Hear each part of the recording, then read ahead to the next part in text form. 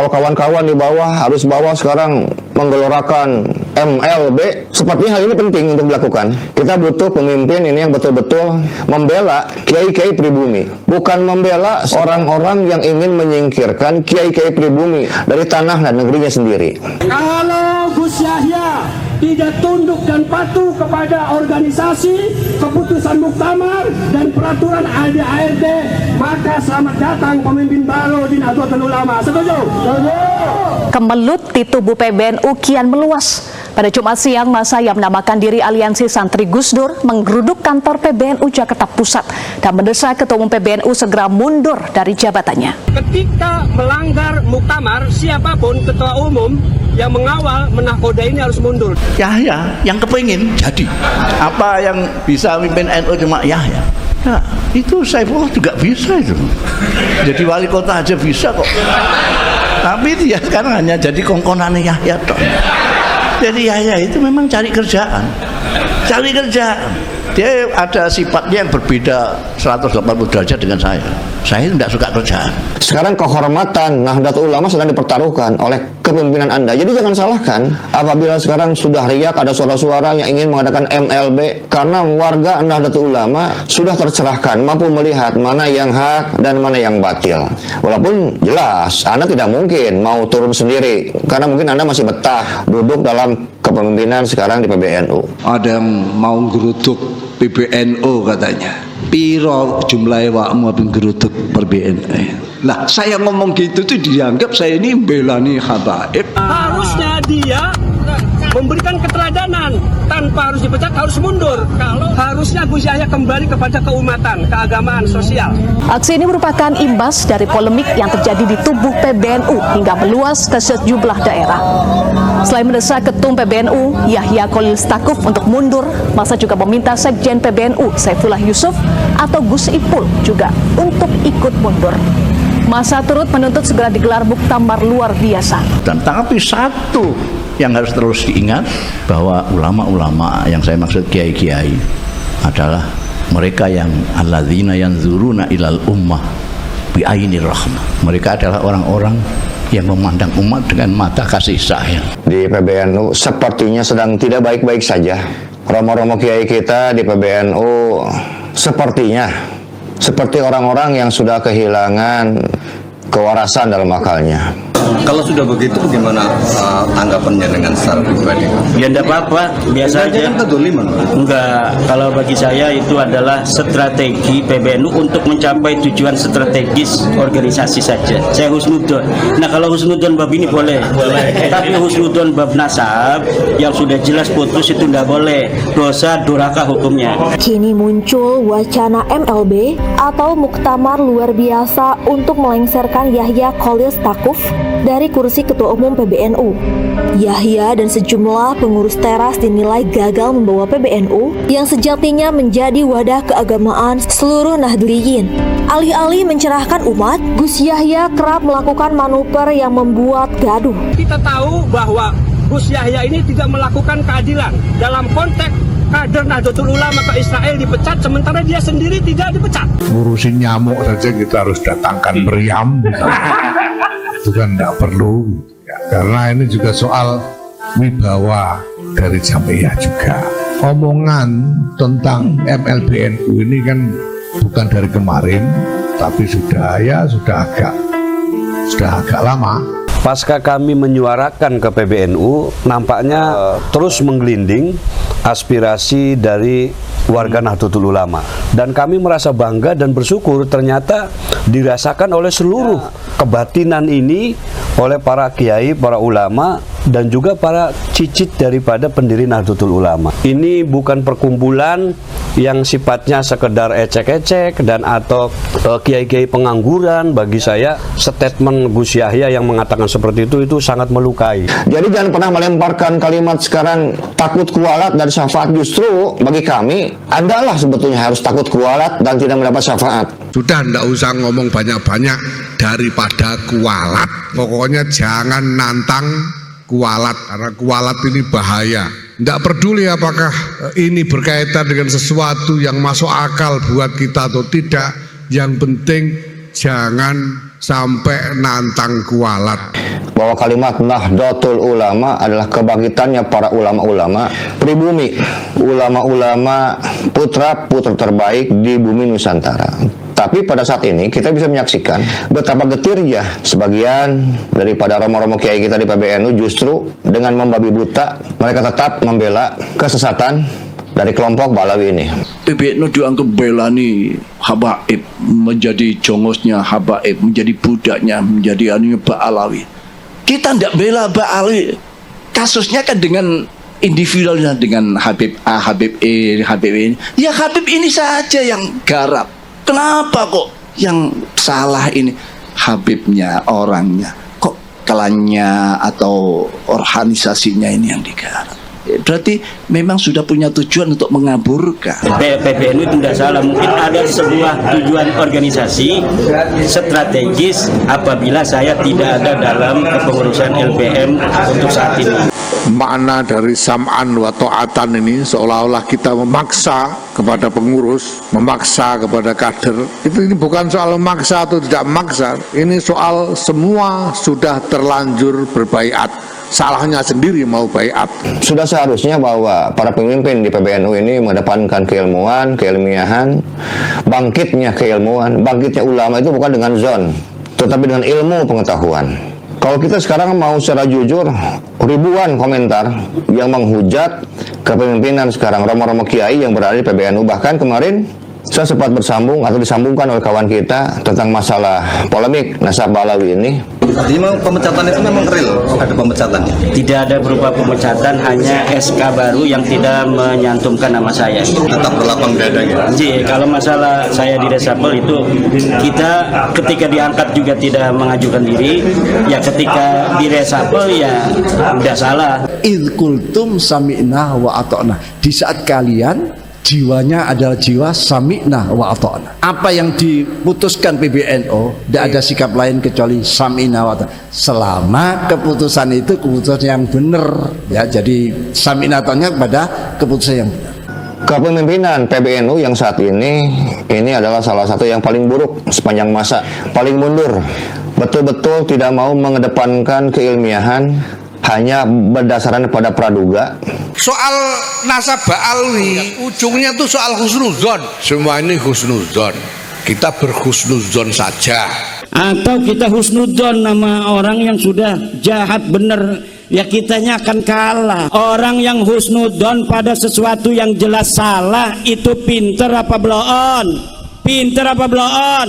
Orang-orang goblok gak usah nanya dalilnya. Mari kita ikut saja bahwa para habaib ini memang memiliki silsilah yang sambung kepada Rasulullah Sallallahu Alaihi Wasallam. Suudzon kadang-kadang hukumnya wajib apabila sesuatu halnya itu korinanya sudah jelas-jelas dan akan membawa kemudaratan yang panjang. Dan mereka masih ada yang menggunakan kaidah yang tidak tercatat itu belum tentu tidak ada. Mari kita ikut saja, gak usah nyari catatan. Jadi yang nantang-nantang minta kita sezaman mungkin dia tidak tahu atau bodoh. Kalau zaman itu memang tidak ada sejarah, artinya sejarahnya tidak tertulis dengan baik. Ya betul, saya bilang kalau mereka itu tukang cilok, tukang candil, tukang tamal ban, tukang tahu gejrot gitu, cocok. Nah ini yang kita bicarakan kan tokoh historis, namanya tokoh historis artinya tokoh sejarah. Bagaimana mungkin tokoh sejarah tidak pernah tercatat? Bagaimana supaya kita tahu apa pengakuan itu benar salah? Kita verifikasi. Kalau dia ngaku turunan Nabi, kita lihat di kitab-kitab nasab. Kan dari zaman dulu kitab nasab keturunan Nabi dicatat mulai abad kedua Hijriyah, abad ketiga Hijriyah, abad keempat Hijriyah, abad kelima Hijriyah, keenam Hijriyah, ketujuh Hijriyah, kedelapan Hijriyah. Itu seluruh keturunan Nabi dicatat. Yang harus kita pahami bersama bahwa Nahdlatul Ulama itu dibentuk untuk melawan penjajahan, baik secara fisik ataupun secara materi dan penjajahan lainnya. Lalu sekarang mengapa sekarang romo-romo kiai tidak menjalankan amanah untuk menghilangkan penjajahan spiritual? kemudian mendoktrin warga-warga Nahdlatul Ulama yang sekarang sudah cerdas dan tahu. Tidak bisa misalnya menyelisihi perintah atau arahan dari para pemimpin, para ulama, pemimpin Jam'iyah Nahdlatul Ulama ini dengan alasan karena mengikuti ulama Ahlussunnah wal Jamaah yang lain. Terpenting buat kita adalah bagaimana memelihara hubungan dengan masyarakat kultural NU, itu lebih penting. Belum tuntas polemik tersebut, sejumlah tokoh Nahdlatul Ulama yang tergabung dalam komunitas jaringan Nahdliyin, pengawal Hitbah Nahdlatul Ulama atau JNPK-NU, mendorong segera dilakukan musyawarah nasional luar biasa NU. Mereka menilai semestinya pengurus PBNU tidak terjebak urusan politik praktis, tapi fokus pada kemaslahatan umat, baik di bidang sosial, budaya, ekonomi, dan terutama agama. Para ulama yang tergabung dalam JNPK-NU itu pun meminta PBNU segera menghentikan tindakan penyulut konflik di antara sesama warga Nahdliyin. Belakangan muncul rencana MLB atau Muktamar Luar Biasa NU yang diantaranya dimotori Abdus Salam Sohib atau Gus Salam. Karena kekuatan kita yang paling utama bukan di struktural, tetapi adalah kultural. Janganlah membodohi kami, para romo. Kita itu orang-orang yang belajar. Yang membedakan kami dengan romo-romo kiai itu hanya umur dan pangkat. Mungkin buat romo kiai saya itu kan bukan siapa-siapa. Karena namanya catatan itu sampean cari ya tidak mungkin lengkap, tidak mungkin coba. Katanya mereka keturunan Ahmad bin Isa, keturunan baginda Nabi dari Ahmad bin Isa yang punya anak namanya Ubed. Saya cari Ahmad bin Isa ada di kitab-kitab, tapi anaknya cuma 3, Muhammad, Ali, Husain, nggak ada yang namanya Ubed. Imam Ubaidillah yang sekarang difitnah sebagai sebuah sosok yang tidak pernah ada. Ubaidillah adalah fiktif. Karena tawaduknya Imam tidak mau disebut Abdullah, tidak mau, karena padahal orangnya al-alim, al-bari, masya Allah ya. Tapi sekarang jadi bulan-bulanan di Indonesia ini. Kitab manakah dari abad ketiga sampai dengan 9 Hijriah yang menceritakan kelahiran dan kematiannya Imam Ahmad bin Isa dan Imam Ubaidillah bin Ahmad? Loh, memang pada zaman itu Hadramaut itu memang sedang dilanda suatu situasi, termasuk keadaan para penduduknya itu semacam nomaden, berpindah-pindah dari situ ke situ. Jadi sejarah itu tidak kepikir. Jadi tidak ada ahli sejarah waktu itu. Kitab manakah dari abad ketiga sampai dengan 9 Hijriah yang menceritakan kumpulan fatwa-fatwanya Imam Ahmad bin Isa dan Imam Ubaidillah bin Ahmad? Yang nyatet tokoh ini ulama ini tidak ada. Abad ke-5, abad ke-6 tidak ada. Baru muncul awal abad ke-7, baru muncul ahli sejarah. Kelima kan tidak ada sejarah. Kitab manakah dari abad ketiga sampai dengan 9 Hijriah yang tidak mencatat atau meriwayatkan tokoh historis atau mujtahid selama 500 sampai dengan 600 tahun selain Imam Ahmad bin Isa dan Imam Ubaidillah bin Ahmad? Lah kalau kamu minta kitab sezaman, tidak ada. Lah kok minta? Mungkin dia tidak tahu. Maka pengakuan para habaib ini tertolak karena saya sudah membatalkan nasab Ba'lawi, Bu, berdasarkan penelitian ilmiah saya. Ba'lawi, Habib-Habib ini yang ngaku keturunan Nabi tidak terbukti sebagai keturunan Nabi besar Muhammad Sallallahu Alaihi Wasallam.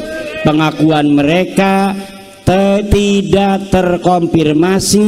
Kitab-kitab nasab di abad ke-4, 5, 6, 7, 8.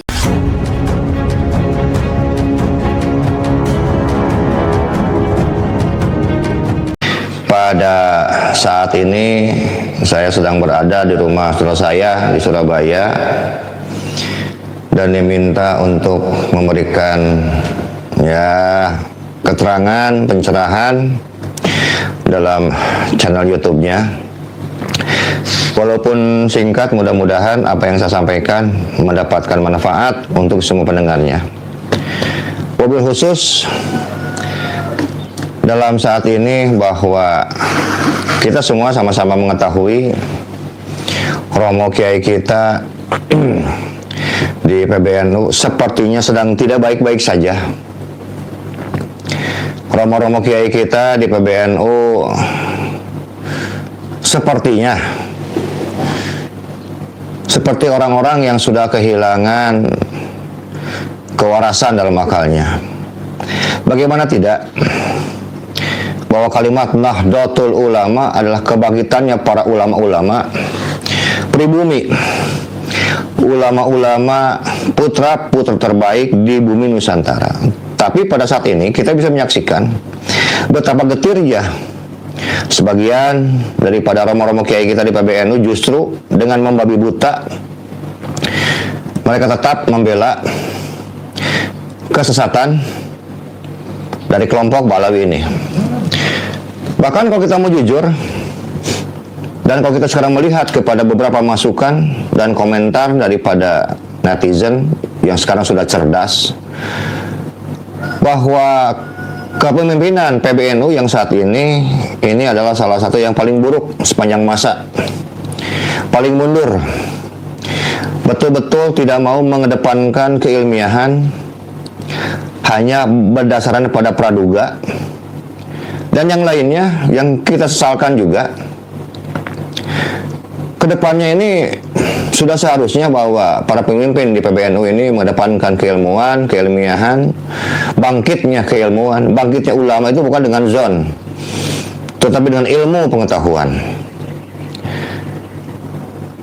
Kalau kita sekarang mau secara jujur, ribuan komentar yang menghujat kepemimpinan sekarang romo-romo kiai yang berada di PBNU. Bahkan kemarin saya sempat bersambung atau disambungkan oleh kawan kita tentang masalah polemik Nasab Balawi ini, dan mereka masih ada yang menggunakan kaidah yang tidak tercatat itu belum tentu tidak ada.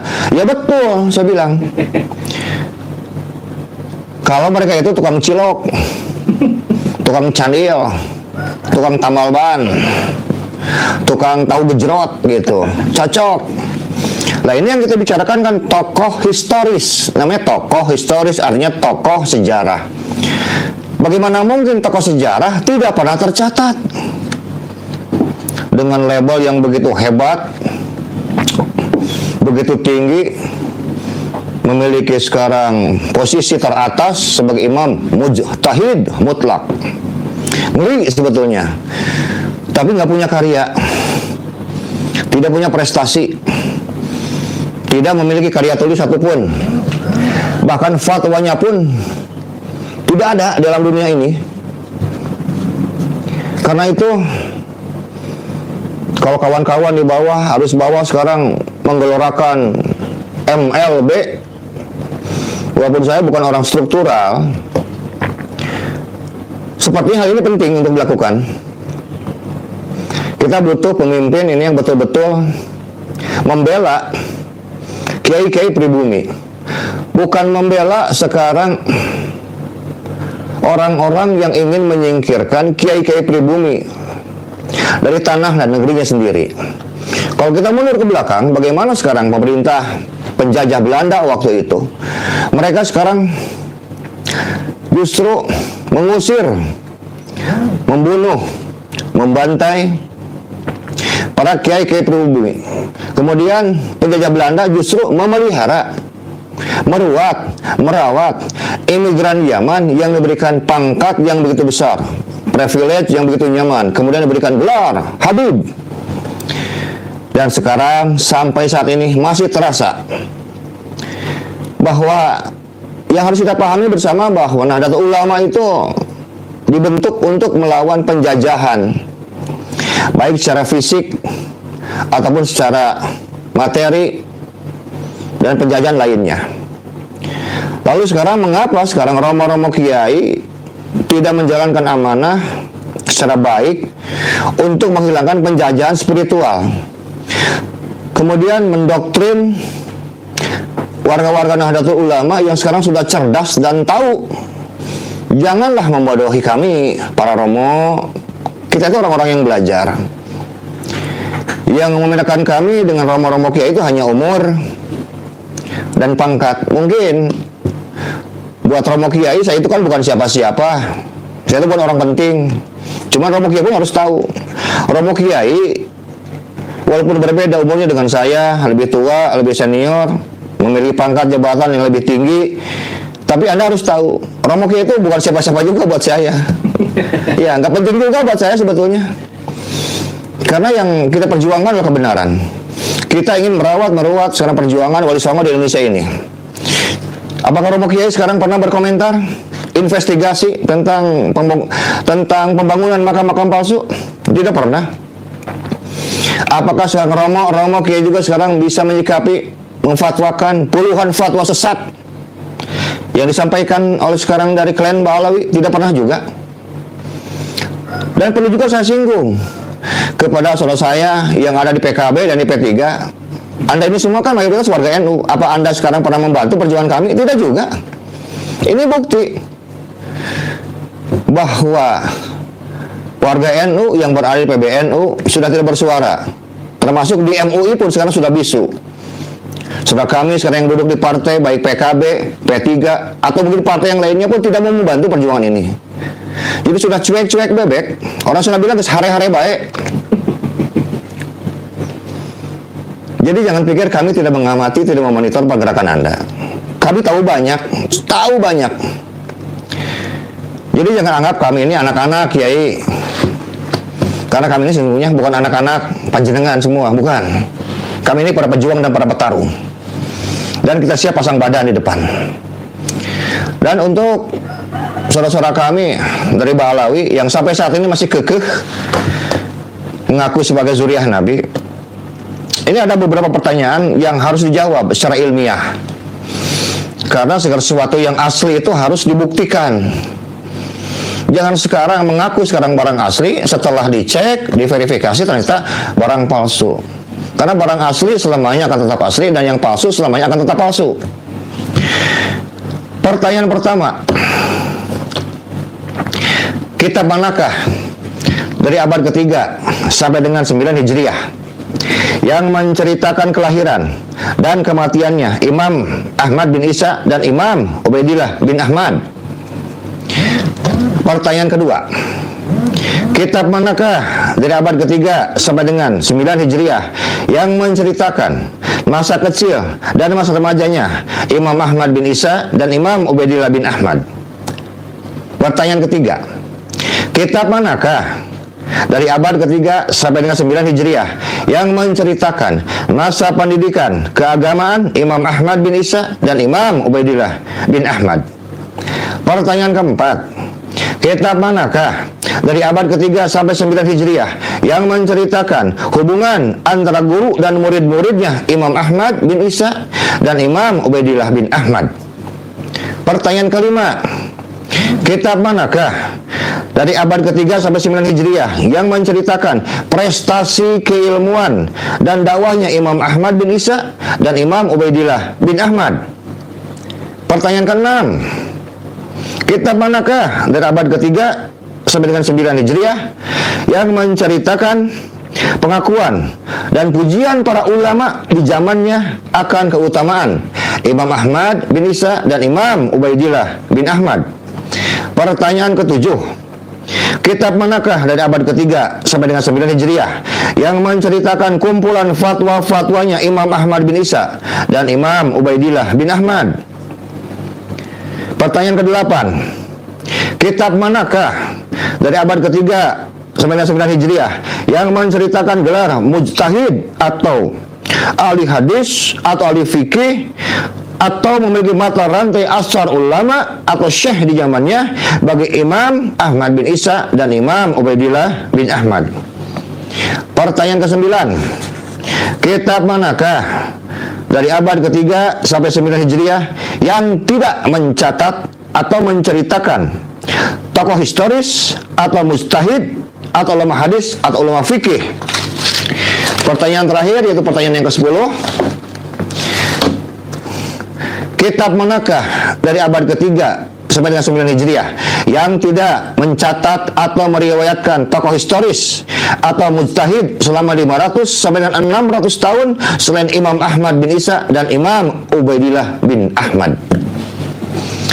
Sebetulnya saya masih banyak pertanyaannya, cuman saya ringkas saja 10 pertanyaan karena satu pun saya ragu Anda mampu menjawabnya. Tapi kita akan berbicara secara ilmiah untuk membuktikan keaslian Anda. Kemudian yang lainnya yang saya sampaikan, bahwa saat ini setelah saya pulang dari Banyuwangi, Bali, kemudian sekarang berada di Surabaya, semakin banyak data-data yang bisa kita kumpulkan dan juga semakin banyak kegerahan, ketidakpuasan warga Nahdlatul Ulama terhadap kepemimpinan Romo-Romo Kiai pada saat ini. Tadi sudah saya katakan bahwa kepemimpinan PBNU saat ini adalah kepemimpinan terburuk sepanjang masa yang saya ketahui. Jadi kedepannya bagi warga-warga Nahdlatul Ulama agar lebih berhati-hati lagi untuk mencari seorang pemimpin, karena walaupun bagaimana kita tahu, walaupun PBNU tidak berpolitik praktis, tapi sepertinya sekarang sudah melakukan lobby-lobby politik, sudah melakukan strategi politik, sudah melakukan hal-hal yang sebetulnya dianggap tabu, tapi sekarang dianggap biasa. Bahkan sudah melakukan sekarang pembelaan-pembelaan terhadap Ba'alawi yang sebenarnya justru tidak pernah, yang sebetulnya tidak perlu dibela. Yang dibela itu adalah harkat martabat kiai-kiai Nahdlatul Ulama asli, kiai harusnya, bukan orang lain. Nusantara ini dimiliki sekarang oleh bangsa pribumi dari suku asli bangsa Indonesia. Dan kami sebagai bumi putra Nusantara berhak bukan hanya sebagai tuan rumah, tetapi menjadi raja di tempatnya masing-masing. Karena itu sangat aneh apabila sekarang cara pikir Romo-Romo Kiai yang memiliki pangkat jabatan yang begitu mulia dan terhormat di ormas terbesar sedunia di bawah NATO kalau kita bicara masalah jumlah. Kok cara berpikirnya, ya mohon maaf Kiai, cara berpikir Anda itu terlalu cetek ya buat kami. Kalau kita bilang ya kaleng-kaleng lah. Jadi ayolah kita bangun kembali Nahdlatul Ulama ini kepada martabatnya yang mulia sesuai dengan posisinya sebagai mitra pemerintahan yang begitu disegani. Sekarang kehormatan Nahdlatul Ulama sedang dipertaruhkan oleh kepemimpinan Anda. Jadi jangan salahkan apabila sekarang sudah riak ada suara-suara yang ingin mengadakan MLB. Kenapa? Karena warga Nahdlatul Ulama sudah tercerahkan, mampu melihat mana yang hak dan mana yang batil. Walaupun jelas Anda tidak mungkin mau turun sendiri, karena mungkin Anda masih betah duduk dalam kepemimpinan sekarang di PBNU. Tapi ini sama saja sedang merusak tatanan Nahdlatul Ulama yang sedang atau yang sudah dirintis oleh para aulia kita, oleh para wali songo, oleh guru-guru kita. Jadi jangan pernah melemparkan kalimat sekarang takut kualat dan syafaat. Justru bagi kami Anda lah sebetulnya harus takut kualat dan tidak mendapat syafaat. Karena Anda dalam pengamatan kami, dalam analisa kami sudah melenceng dari amanat pendiri Nahdlatul Ulama Hadratus Syekh Ki Haji Hasyim Asy'ari. Untuk dulurku semua yang terus bergerak dalam perjuangan Wali Songo Indonesia, Laskar Sabilillah, jangan pernah kendor. Kita gaungkan dan kita gemakan suara kebenaran ini dengan apa yang kita miliki. Sudah barang tentu ada beberapa agenda besar, bahkan agenda yang sangat besar sekali yang akan kita buat, dan ini sifatnya masih cukup khusus. Saya tidak katakan bahwa agenda besar kita ini adalah sesuatu yang rahasia, tidak, karena kita semua akan tahu kok. Yang perlu kita pastikan bahwa gerakan kita ini adalah pergerakan matahari ketiga. Cahaya matahari di bumi Nusantara sedang berpihak kepada perjuangan Wali Songo dan Laskar Sabilillah. Insya Allah, biidznillah, bahwa kita akan terus maju, akan terus sekarang bergerak dengan apa yang kita miliki. Dan ada yang mereka tidak ketahui bahwa kekuatan kultural Nahdlatul Ulama itu sangat besar, bahkan teramat besar. Mereka harus mengkalkulasi sebetulnya apabila ingin berurusan dengan warga Nahdlatul Ulama di dalam kulturalnya.